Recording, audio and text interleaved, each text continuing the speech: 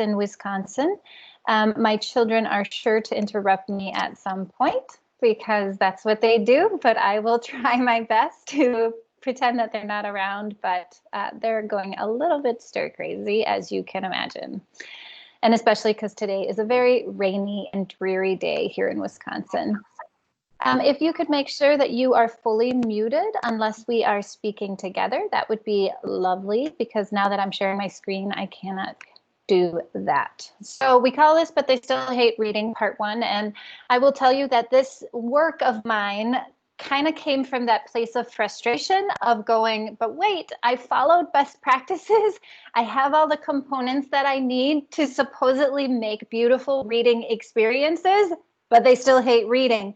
And that incredible feeling of failure that I felt every single day as I was going through my work. And so I invite you into more of a closer look in our classroom. And this is a repeat slide from the last time. I have never met a teacher whose goal it was to kill the love of reading or any kind of love of learning, yet it happens every year. I also think about it in the sense of I have never met a teacher who wanted to create unsafe learning environments, yet I also, that happens every year depending on who is in our classrooms and how we navigate those spaces. And so thinking about this of where does it then happen? Why is it we have predictable patterns of success within our reading instruction? And why is it that, and what can I do personally, but also from a broader perspective of who needs to do the work with me? So when we think about what are the reading experiences that each child is guaranteed each day, this is so important to me. And that was why that first part really dove into the whole district reading audit, right? The whole school reading audit. What are these experiences that every child gets, no matter where they are in their reading journey, no matter how their identity is either safe kept or not safe kept in our community. And this is so important to the work that I do, because I cannot say that I am a teacher for all children if not all children feel safe with me. And so a lot of the work that I do has to do with certainly my own inner reflection, but also then not getting stuck in that reflection mode and thinking about what are the action steps that I can take to make sure I can change whatever it is that I'm doing that's stopping a child from being successful. And so I wanted to bring up this map one more time just to show you of what it looks like for us in a whole year together. And this isn't because this is the end all be all by any means, and this is not, you must teach these components, but for me, when I think about this central question of who am I as a reader, these are the components that I have to somehow embed in my instruction, whether I am live or hybrid or virtual. And right now, much like many other educators in the US at least, I am in a state of flux. My district has not let me know what we're doing yet. And so I'm also trying to think about what might this potentially look like at whatever time I start. So for me, it starts with the physical environment. So before we even invite children in, I have to think about what are the experiences that the environment is going to provide them with. And so for me, if I'm going to say that I'm creating a journey where every child can continue their reading life or can change their reading experiences, then they need physical books. While I love a good ebook once in a while, and I definitely use audiobooks quite a bit, I need to make sure that my students have access to physical books. And of course, this becomes a little bit more problematic as we look at in this age of COVID. However, I'll talk a little bit more about some of the ideas I have as far as navigating that as well. And so when we look at the research over and over and over, we have to think about, when do we assume that kids can find a great book? Because I see that assumption play in very quickly the older kids get. And that becomes a problem because then kids are not taught how to find books that work for where they're at now in their reading journey. So if we look out at a bunch of freshmen and assume that they have it figured out as far as book selection, then we are not even seeing the very kids that are in front of us. And so I think this is really important because we can see that even frequent readers also have a problem finding books. It's not just those kids who feel like they're lost within the reading journey. I'm sorry, my daughter is yelling at me in the background. You need to go talk to your father in the bedroom. Gotta love it. There you go. And so keeping it real. This is right. This is what it looks like. This is not to say we don't need libraries in the heart of our school, because we do desperately. Every child, as Mr. Shu likes to say, has the right to a well-stocked and well-funded library. But we also need satellite collections or smaller library collections in our classrooms, and not just in the English classrooms. We need these in science. We need these in computer. We need these wherever kids might have a chance of accessing books. And we can see the research that supports it, but I think we also know this, right? When we think about our own experiences, we have seen what happens to a lot of readers if there are simply books accessible. And here's the thing too, we have to read the books. It took me a long time, unfortunately, on my journey to actually start reading the books that I had in my fourth grade classroom. I didn't see the value of those books, which meant that when I stood in front of my students and said, oh, well, haven't you, checked out our library? My students would kind of chuckle a little bit because they knew that I wasn't seeing any value in the library. In fact, it was one of the first times that students said, but Mrs. Rip, have you actually really looked at your library? And I was like, what do you mean? And they said, you should look at your library. And it was in that moment that I recognized that I was so excited that I had inherited a library from the teacher that had left the room before me, falsely thinking that she had left me all of her best books, when of course that is not the case in any way. And instead, she had kind of left me the book she didn't want to bring along on her own journey. And then the second part too is, if we say we don't have time to read in school, then or outside of school, then why would students have more time than us? So I'm often asked, where do you find the time to read? And I can tell you right now, I don't find the time to read. I make the time to read. And I make it in a way that works for me. And that is a central conversation that I have with my students throughout the year, because that changes depending on where I'm at emotionally, mentally, physically, financially. There are so many factors that we have to keep in mind when it comes to whether kids can make time to read. Because often we think, well, we just hand them a book, but it is so much more complex than that. What else stands in the way of kids making time to read? And that's actually something that we'll dive into more in the next master class, the next section of this one. But I just wanted to, once again, kind of throw it out there. If you say you have no time to read, why would students find any time to read? So we got to walk the walk. And also we know kids can smell a fraud from a mile away. And so they would much rather be in a situation where we bring in our real reading role model lives, where we talk about the struggle that we have finding books, where we talk about how we abandon books, where we talk about all of the things that are a part of our reading journey, so that the kids can see that there's no such thing as a perfect reader.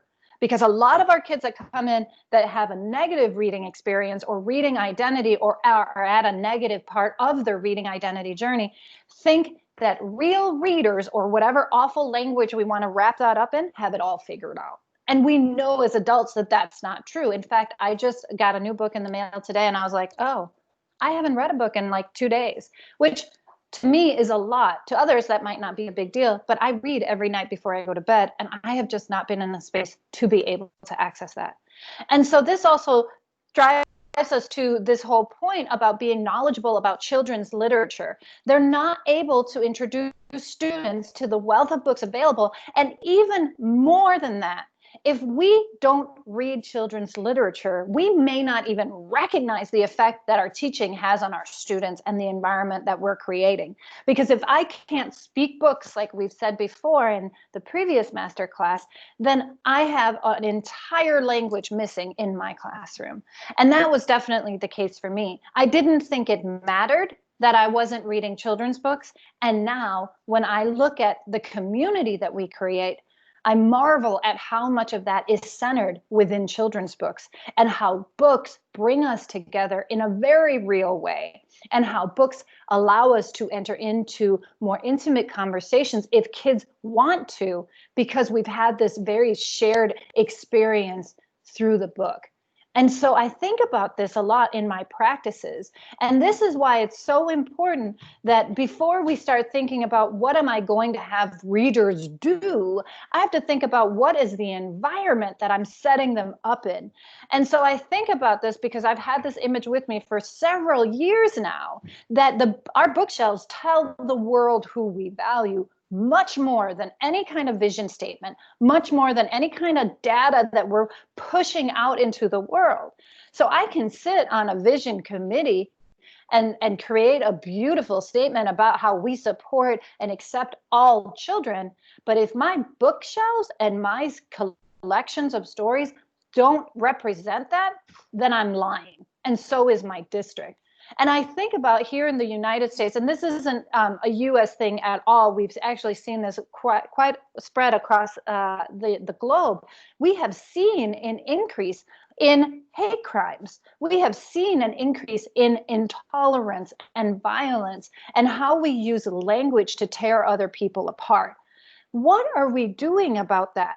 Because while it is not just our problem to fix, education and educators and the school experience is a huge tool to either continue this trend of hate crimes or stop it, dismantle it, and do more work around it. And so I know that this graphic is used in a huge way, and I'm so appreciative of it because it really breaks it down in a very tangible way. And I think about what Dr. Dana Stachowiak says, professor in North Carolina, who says, looking at this graph, how many people feel like they don't even exist because their representation within publishing is so small in the United States that they don't even get a mirror. And I think about when we do the math and we add up American Indians / First Nations, Latinx, Asian Pacific Islander, Asian Pacific American, and African American experiences, and just run the math on that, when we add that up, it's still less than animals and others. And here's the thing what the graph doesn't show. This doesn't say this is strong, powerful representation.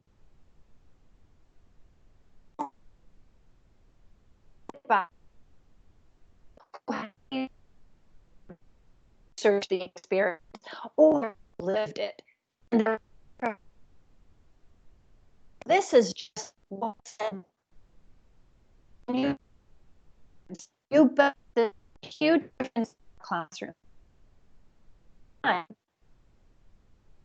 For creators, I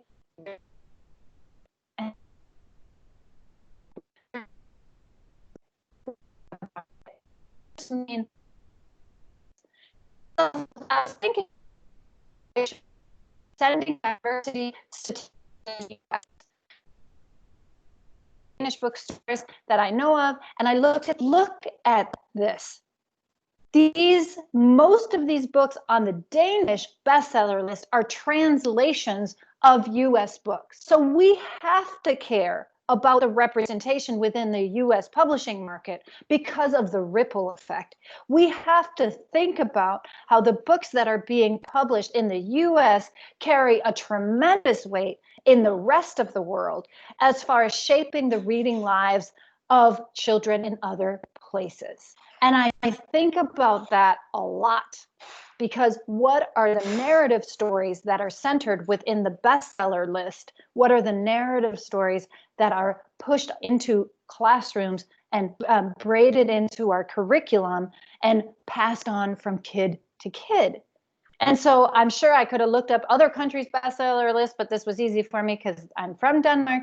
This matters in a huge way. And so when we then think about, okay, we have all these books being published every year, and yet every year we also have a lot of book challenges in the United States. And every year ALA gracefully pulls together a list of the typically 10 most challenged books in the United States in curriculum. This year it was 11 because 2 were in a tie. It has been fascinating to watch the development of this list, particularly probably for me, because I come from a country that is very open with feelings and any kind of physical relationships. And I now live in a country that is not that way.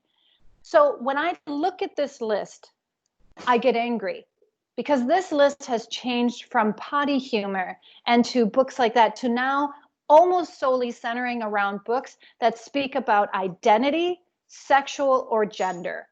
And that bothers me in a really big way because we are handing Hunger Games to fifth graders saying that their children can read it, but the minute I try to place George into my classroom, that's when I get pushed back. In fact, when I think of some of the biggest challenges that I have faced in my own classroom collection, I have been supported through and by my district, it has almost always been around gender or sexual identity. And so why is this a trend? And again, how does this impact on a global market? And so what I think about the words that are so often used, not often cited, from Dr. Rudeem Sims Bishop, and she talks about the needs for all children to have mirrors, windows, and sliding glass doors. We need to read beyond what she says that, because it's not just that kids need mirrors, windows, and sliding glass doors. It is the effect of when they don't have that we have to think about. And it's not even about do they see themselves, but what are they seeing in that mirror? Because what is it that happens when the images that they finally do see that are mirrors are distorted, negative, or laughable? Because that teaches children a powerful lesson about the value that they carry within our society. And it also teaches our students how they're valued within our classroom, how we view them as citizens of the community that we're in. And I think about this a lot because I have to make sure that every child feels represented in a powerful, positive way within my classroom. And if I don't, then I need to do something about it. And here's the thing too, I am not privy to all of the stories that my children live. That is not something they owe me. They share the identity pieces that they feel comfortable sharing with me. So I don't know who needs which stories in my classroom. I think about my journey as a teacher now for 12 years and how so much of it was simply trying to figure out who these kids are, and yet how much more I now know about some of those kids after they left. I have had a student that was that was transgender or non-binary every single year of my teaching career, but I didn't always know it at the time. Can they find a mirror in my classroom? Can they find power within our collections?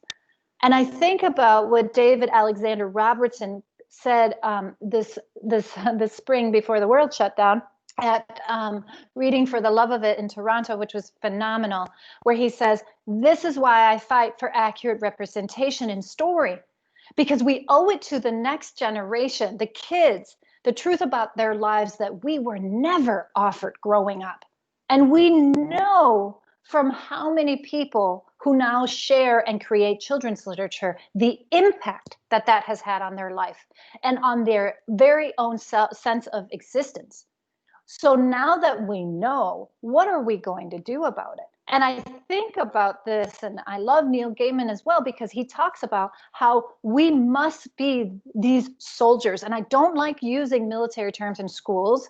And yet at the same time, there is a battle against illiteracy and the lack of imagination. And we have to raise our voices, because if kids are coming into us seeking out stories where they can be seen and seeking out stories where they can get a mirror, or I'm sorry, a window into somebody else's life, and then that sliding glass door where they can step into somebody else's experience, and others want to take that away, then we have to fight for that.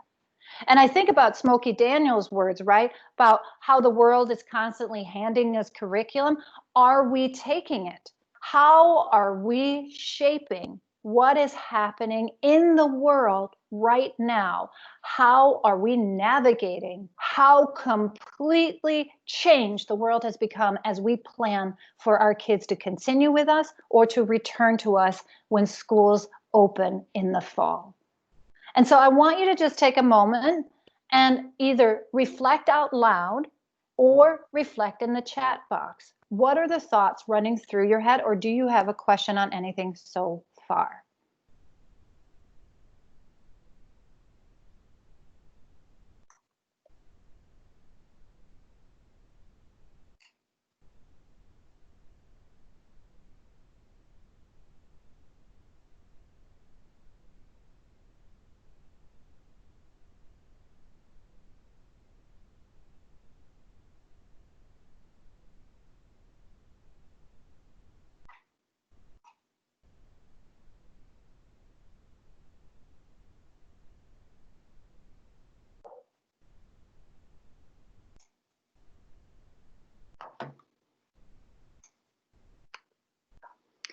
And so one of the actions that I have seen, and I'm sorry if you're writing in the chat, I can't access the chat right now. I'm trying to get on the chat on a different computer and it is not working for some reason because it's just one of those days.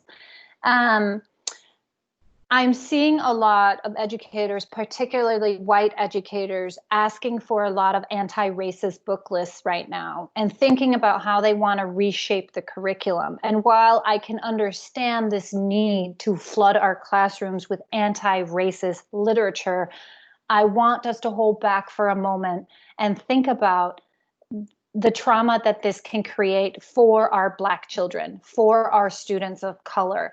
And Christine Taylor Butler's words have really stuck with me since June 1st when she first tweeted it.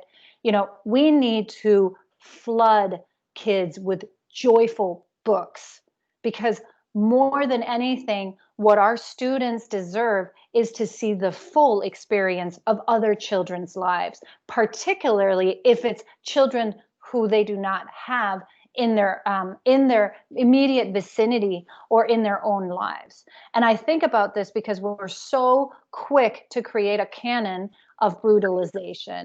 And I am not an expert on this, but I want to throw that out there because this is something that I'm not struggling with, but navigating in my own curriculum. When I bring in text centered on people who do not have the same life experience as me, what is that centralized on? Is it sorrow and brutality, or is it a much broader spectrum of life experiences? And so I want us to think about that because I see a lot of book clubs cropping up and whole class novels and read alouds, but at whose cost? And so thinking about what our selection looks like, where are we putting our money? And so when I look at my own library collection in our classroom, these are the three questions that I am constantly working through, not just once a year when I go into weed and set it up for the year, but at all times. Not just who is represented, but how are they represented? Is it that full spectrum of their life, or is it only pain over and over again? Is it the same story over and over again? And then who is not even present and who is missing? And sometimes our own blinders don't even see who's not missing. And so thinking about that as well. How can we get other people in to take a look at our collection? What are the tools out there so that we can look broader at our own collection? And then, of course, do we have own voices authors represented? In 2014, we had the push for we need diverse books. And publishers were like, oh, okay, yeah, we'll jump on that. And so they changed a lot of main characters, changed the skin color. There you go. Now we have diverse books. But of course, that's not what was meant. We needed books that were centered in diverse life experiences. And so now in 2015, we then saw the birth of the Own Voices movement. And once again, it comes from a creator of color who said, wait a minute, we need to center stories written by people who have lived and experienced this story. And so in our own classrooms, who, as far as the authors, are we making space for? And then as Linda Gambrell reminds us, you know, they read what we bless. And so what are the books that we are reading? What are we holding up in book talking? How and when are we highlighting books and displaying them?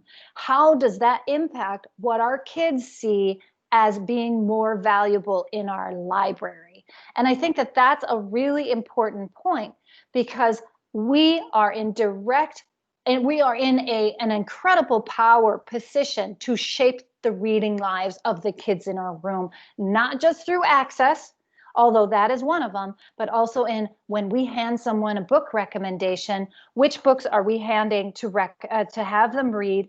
Because you know that the minute we get a kid hooked on a book, very often, all of a sudden, that book then makes the rounds in our classroom. And this is also to think about who's in your book club's selection, right? Which books are you using as media? And so I want to use my own library again, and this kind of is reminiscent of the picture that I shared last time too, is this was my library 4 years into my teaching career. This is after I had 2 huge bookshelves.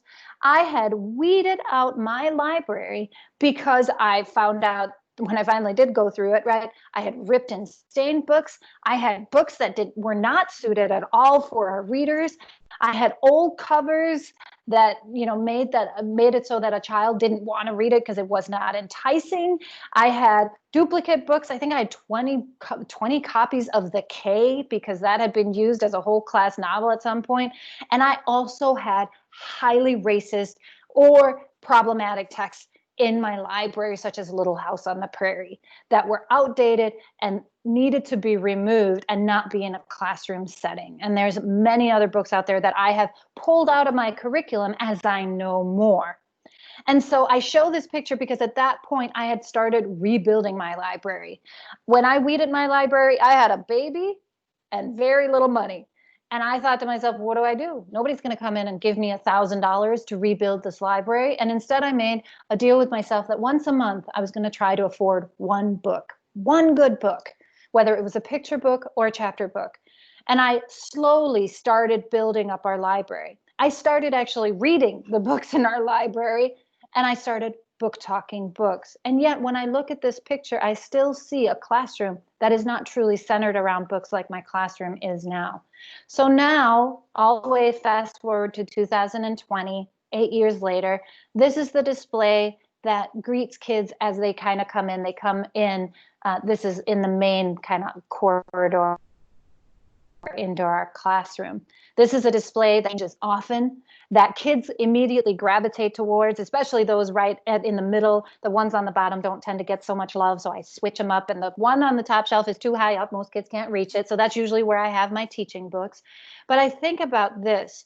I want it to feel not completely like a bookstore. It still is going to feel like a classroom. My kids are not fooled. They know they're not walking into some sort of bookstore. But I want them to think about the opportunities that await on these shelves. And so this is then, if you kind of keep going, you can see where the display is, you can see where our picture books are, and then you can see the other books that kids have available as well. One of the things that you cannot see here is that we have a tiny little, I'm in the choir room, so this is why my classroom is so large. My former classroom was about half the size of this. And one of the things that I love about being in the choir room, besides the space, is that there is like a rehearsal room that is attached to my room, which I didn't know what to do with. And I made it our graphic novel room. And so there's just a massive bookshelf in there that has all of the graphic novels that I can get my hands on. And kids go in there and they grab more graphic novels because I know that my students will travel for graphic novels. I know that my library represents more books than many people can afford. I'm also in the incredible position of, because of the global read aloud, I get books from other people, which has definitely helped me in my collection building. I wish it wasn't this way. I wish that every child, no matter where they are, walked into a classroom collection like this. I wish that we had more funding for books. I will tell you, I also use an extraordinary amount of money purchasing books for my students because I feel like that is my contribution to the future of America or wherever it is I'm teaching. That if I can hand you books, then perhaps I have given you more of a chance of recognizing and being empathetic towards other people's lived experiences. And so I often get a lot of questions on how do I organize it, and it is not anything pretty. So I'll go super, super fast with this. Every book gets stamped. This is a cheap stamp. I think I bought it off of Amazon. It has saved me a lot of money because it means that the books are coming back. And so every book on the inside cover gets one of those black stamps. Some books that I love get this other stamp. And I showed this in the last masterclass too. It says, Mrs. Rip has read and loved this book. Ask her about it, because I'm trying to think of ways to generate book conversations in our classroom. Then if it's a chapter book, they're mostly shelved in bins. I do have some open shelves with poetry and kind of general knowledge collections.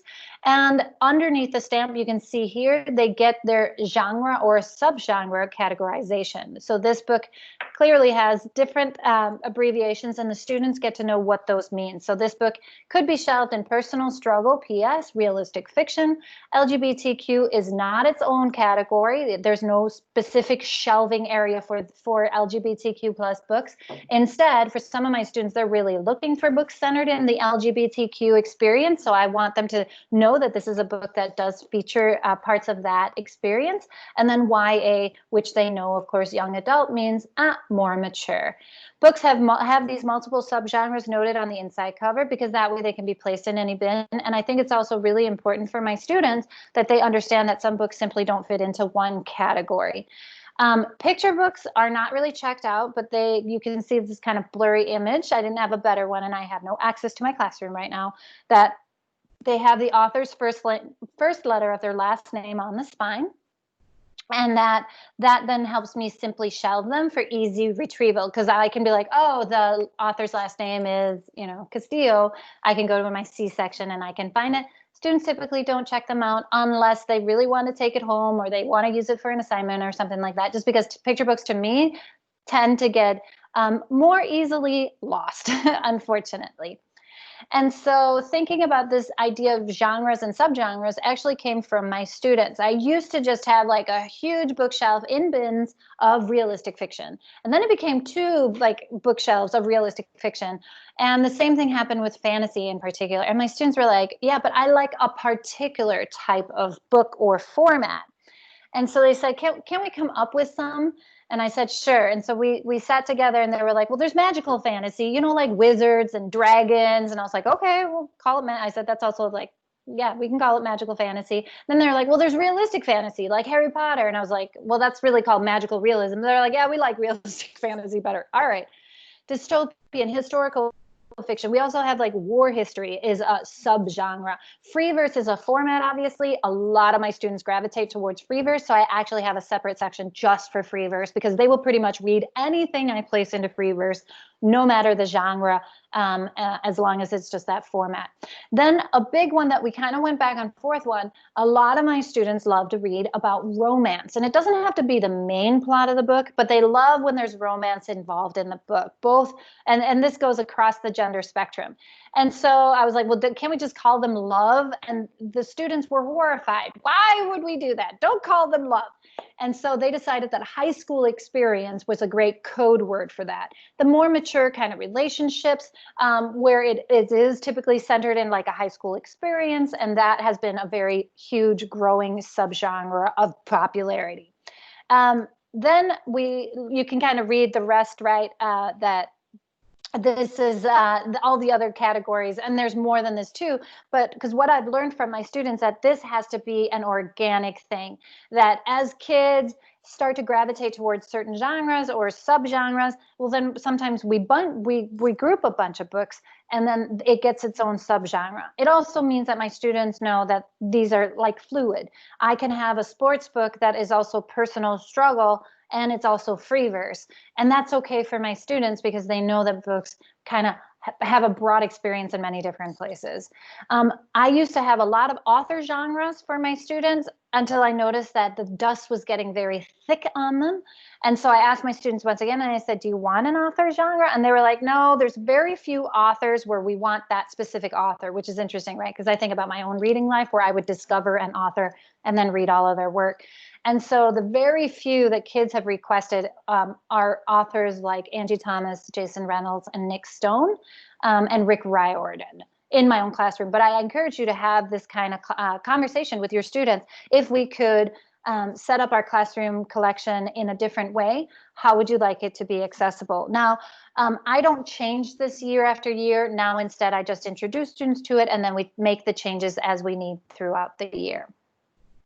A note on PG-13 and YA, because my students are 7th graders, some of them have lived a lot of experiences and some of them haven't as much. I'm sure you find the same within your own classroom.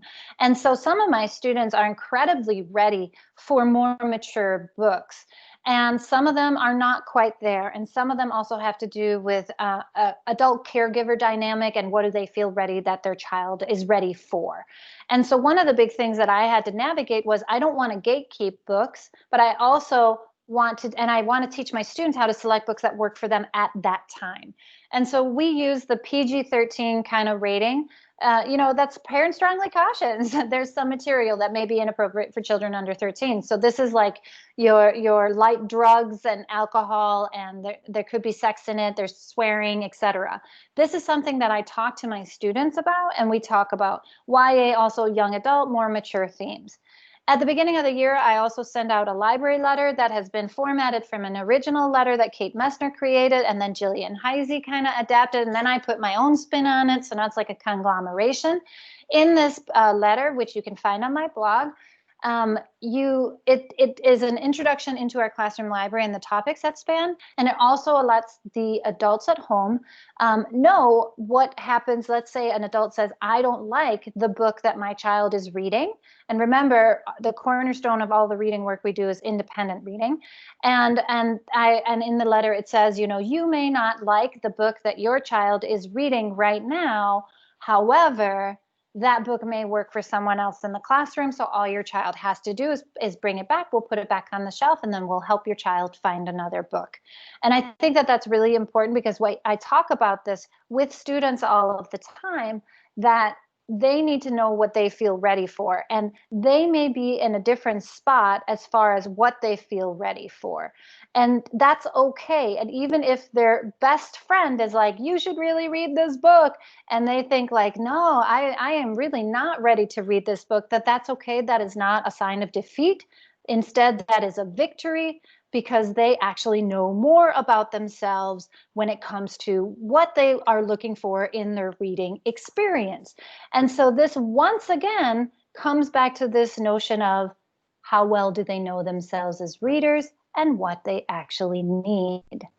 And so I also have a lot of picture books, and I love picture books. They are a huge teaching tool. I've done PD just on picture books. I write a lot about it on the blog because picture books are for all ages, and we can do so much work with picture books with students. In fact, as I head into my classroom tomorrow, I have a list of 40 picture books that I'm pulling to start making some recorded lessons with the picture books. So when I think of a great picture book for me, it has some sort of purpose within our classroom. And it can even be that it's just there to be fun.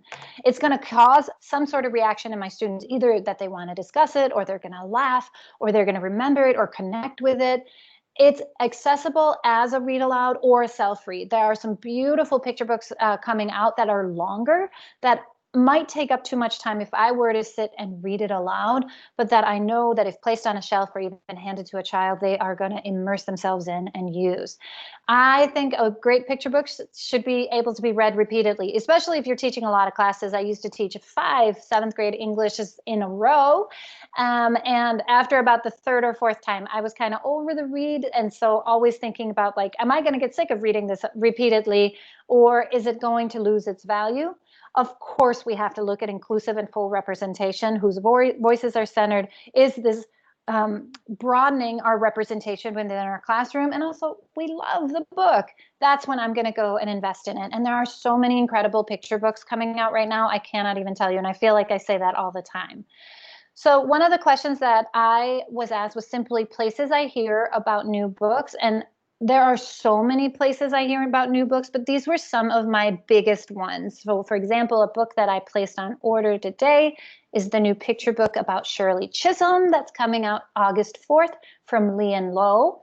And I went and placed that order at my independent bookstore here in Madison online. And so I'm really appreciative of the newsletters that they send out, for example, highlighting new books and all of those things. I'm still trying to get into the chat function. So if you have a question, hopefully hold on to them to the end and we'll make some time for it. But I also think about this in the sense of who can be your book people? Who can you talk to? And who can recommend books to you? We don't only audit our classroom libraries, we also need to audit our overall media.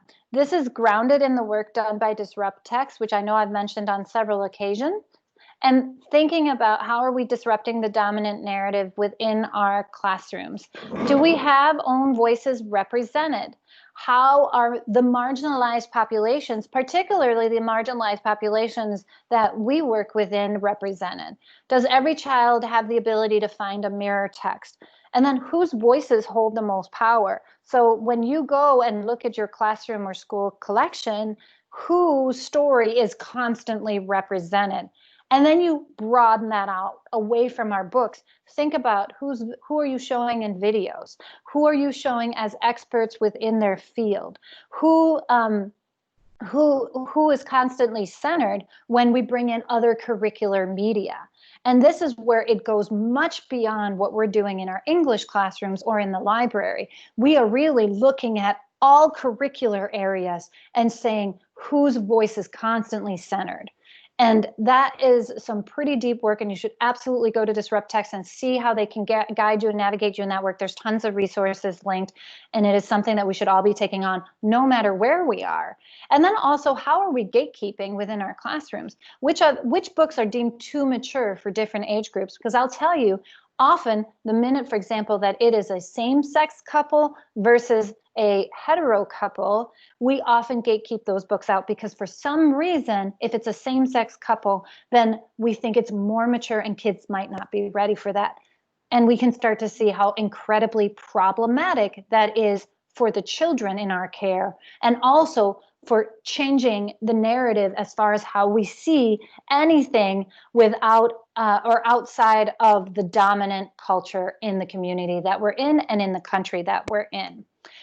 And so I was doing some thinking about, okay, well, one of the pillars of the work that I do is, read alouds and book clubs across many, many different levels. And so when we think about that district reading audit, we also need to go in and start auditing our read alouds and book clubs, et cetera, or whole class novels. And so across grade levels, start asking, what are the identities and voices and experiences that are represented? And then again, how are they represented? And back to that earlier question of who is not represented, then we also have to look at who is the identity, or what is the identity of the author and the illustrator, because that can directly impact the experience itself wrapped up in the book. What about ideas about our society are furthered in the book? Is this only perpetuating a dominant narrative that is harmful? Or how does it invite us into conversation and make us look at our society? Who holds the power in that book, and who creates positive change in the book? A lot of experts and researchers have talked about, of course, this white savior narrative, and how dominant that is. And we'll see, like, there was one picture book, and I won't say what it was, but a lot of people were saying, oh, this is really great. And I was sitting with a friend, and I go, I can't put my finger on it. And finally we were like, oh, it's the white kid. The white kid comes and saves the day. And so thinking about who is actually enacting the positive change, and then how does the book once again portray marginalized populations? Because if children in kindergarten, first grade, second grade, and so forth are constantly shown the same stories, the same power structures, from the same type of shared identities of author and illustrator, then what are we telling kids about the importance of these people and people who look like them in the world? So this, again, is grounded in work developed by a lot of different people, but the people that are listed at the bottom are definitely people whose work I would go and dive really deep into, because I want to mention this, but I don't want to take credit for these thoughts in any way. This is work that I've been doing for myself, and I've been gathering inspiration from others to push me in this work. So I keep coming back to this idea of representation, whether it's in our curriculum or whether it is in the books that we share, in our classroom collections, in our schools. And Alex Gino's words from a few years back from Nerd Camp, when they said, we need to see ourselves so we know we are real, are words that have haunted me for a long time, because I can't ever remember not seeing myself mirrored in text. My own 4 blonde, blue-eyed little Viking heritage children constantly have mirrors. Why is this not the experience of all children? Why is it that parents and adult caregivers have to scramble to try to find a book that may mirror the experience of their child? And so when we start to really dive into our libraries, start going through the gaps of your library. What are you reading? What are you not reading? For me, if my classroom library was for me, I would have no sports books. I would have no books about mermaids. I would certainly not have any dog books, because those are the most depressing books I've ever read. But you know what? That's not for me. That collection is not for me as a reader. It's for many children, and children I don't even know yet. Ask your students, what type of books do you wish we had in our classroom? There are fantastic resources out on the web for diversity audits, but I would also caution you to think of that as only a first step. Yes, do the audit, but then what? And then what else is the audit being used for as far as your teaching practices? Read your own library. You have to be able to speak books. And I know sometimes it's a little different for a kindergarten teacher to read their own library than it is for a 7th grade teacher, right? But know what you're directing kids towards. Invest into it so that you can make those connections with kids, and also be there when you see that a book is problematic. And then, of course, constantly keep in touch with kind of the broader conversations about books. I know I have certainly held books up, and I've written about this on the blog too, that I loved, only for someone gracefully and gratefully going, you know what, this book is problematic.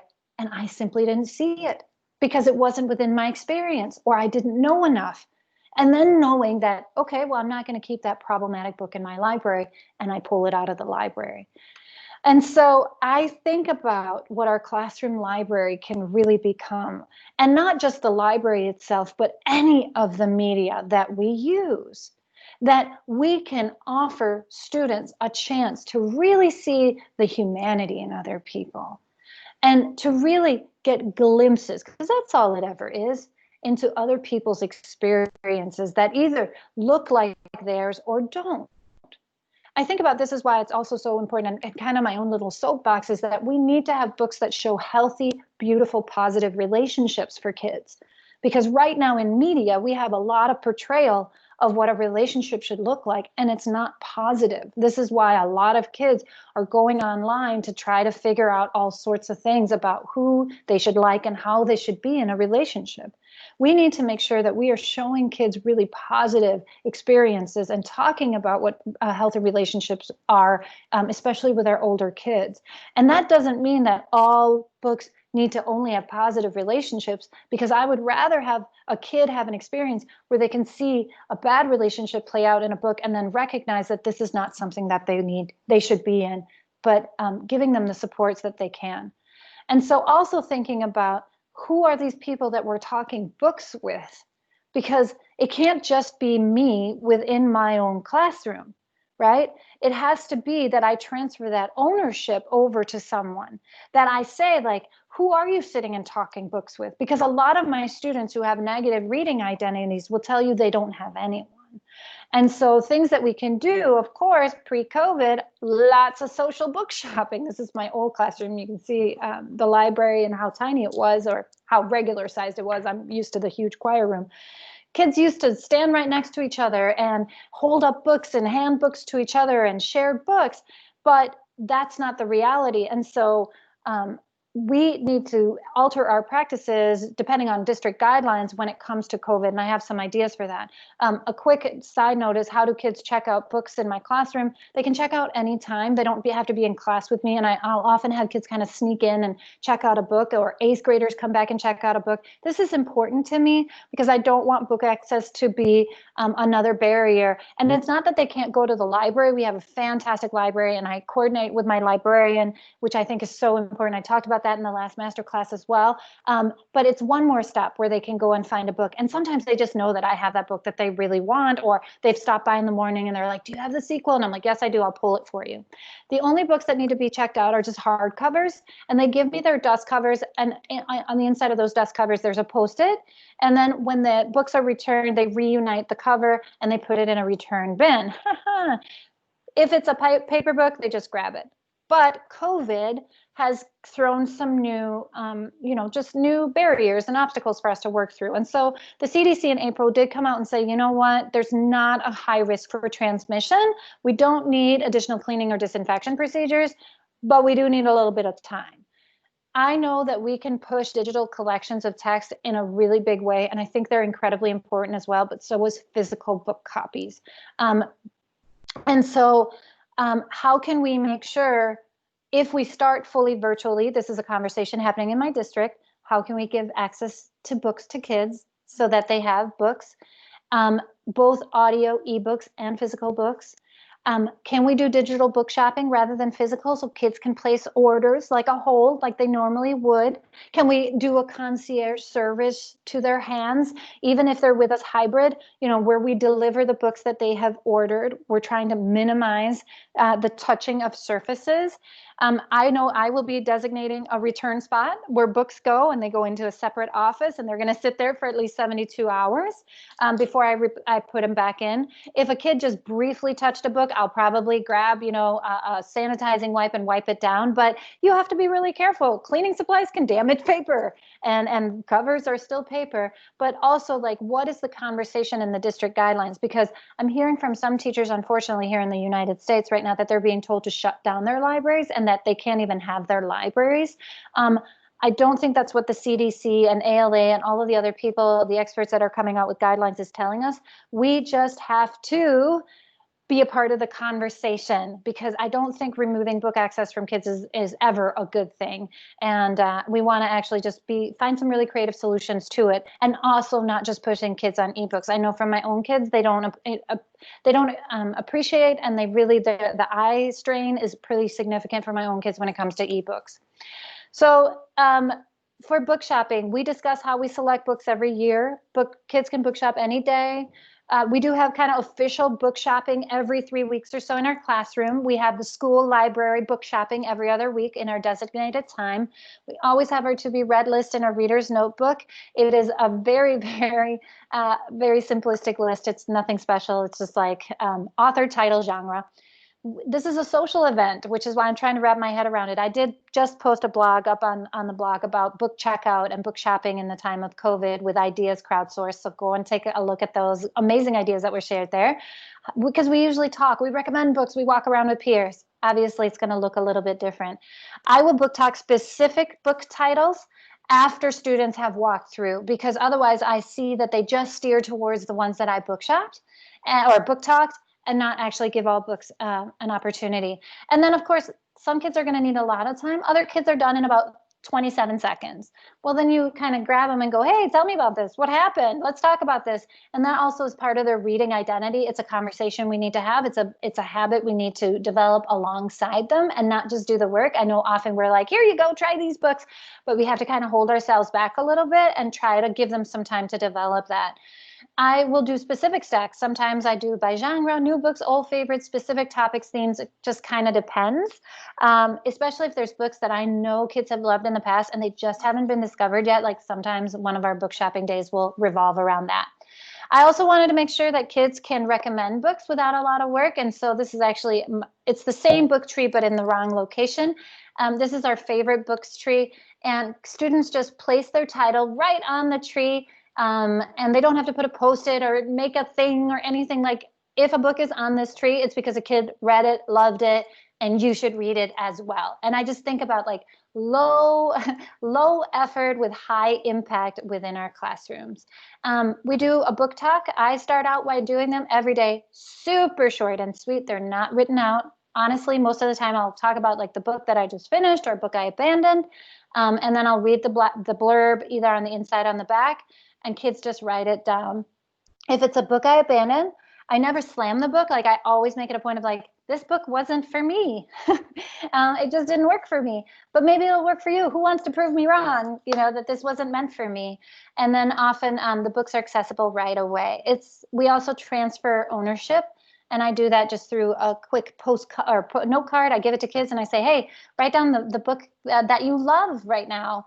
And then the next day I'll pull 3 of these cards and I'll walk up to the kids during independent reading and just say, hey, I'm going to have you just read off your card. And some kids are like, I don't need the card. I can talk about this book forever. And others are like, I will read off the card. And some kids with significant social anxiety, they'll say, hey, can you just read it off, Mrs. Rip? And absolutely, I can. And so I want to stop here to give us a few minutes for questions. I think about Burke's words here. I love Burke so much. He is no longer a 7th grade student. He's much older than that. But that, for us to kind of loosen up a little bit, like stop acting that we only read hard books because we're older. Like read books at our level so that kids and teachers can connect. And I think that that's so important. And so when I think about the collection creation within our classrooms, I don't want to speak to a whole school collection because librarians know a lot more about that than I do. And I am definitely not a librarian. I think it's so important that we think about whose stories are represented, how are they represented, and how are kids accessing those stories, because our collections can truly become the cornerstone of everything that we do, the shared reading experiences that we have. And that doesn't mean it has to be a huge collections. I know I have an overabundance of books, as my husband likes to point out all the time. It can be one little shelf with just amazing books that we're just constantly working on being better with. And so I'm going to stick around and take some questions here, and I'll glance through the chat as much as I can too.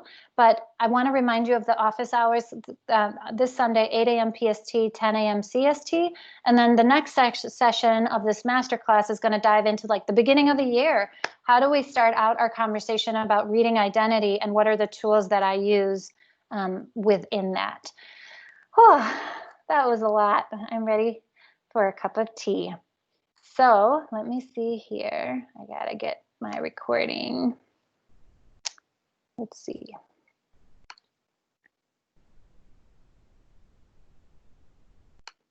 There we go. All right. Questions. Hi, everyone. It's so weird to be presenting